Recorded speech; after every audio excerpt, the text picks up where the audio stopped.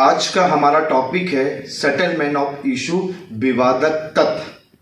तो सबसे इंपॉर्टेंट है कि सेटलमेंट ऑफ इशू कब और क्यों बनाए जाते हैं। तो ऑर्डर 14 में आप देखेंगे सेटलमेंट ऑफ इशू बनाने के दो कारण हैं। न्यायाधीश अपने जजमेंट देते समय सीपीसी में सेटलमेंट ऑफ इशू के अध्ययन करते हैं और बनाते हैं। तो ये कब बनाए जाते हैं?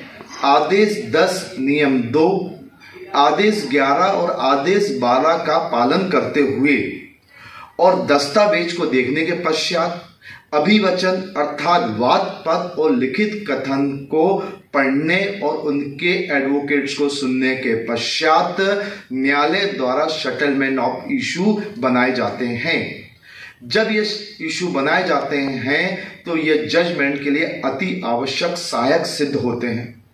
अब प्रश्न उठता है कि सेटलमेंट इशू कितने प्रकार के होते हैं। तो सेटलमेंट ऑफ इशू दो प्रकार के होते हैं, एक होता है विधि का और एक होता है फैक्ट का। तो यदि किसी केस में फैक्ट और लॉ या तथ्य दोनों के इशू हैं तो सबसे पहले विधि का सेटलमेंट इशू बनाया जाएगा।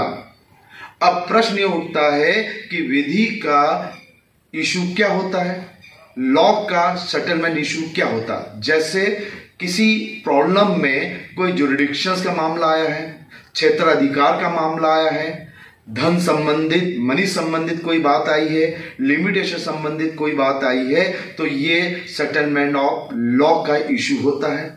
यदि फैक्ट स्पेशल रिलीफ एक्ट की धारा 5, धारा 6, धारा 7 मूवेबल इनमूवेबल प्रॉपर्टी संबंधित कोई विवाद है कि किसका कब्जा था, पैतृक संपत्ति थी या नहीं थी, सुखाचार के अंतर्गत आता है या नहीं आता है, मकान खाली करवाना, किराया देने से संबंधित इशू फैक्ट पर होते हैं, तथ्य पर होते हैं। तो इशू दो प्रकार के होते हैं, एक होता है विधि का और दूसरा होता है तथ्य का। और इसको बनाना जजमेंट के लिए बहुत इंपॉर्टेंट है। Thank you so much.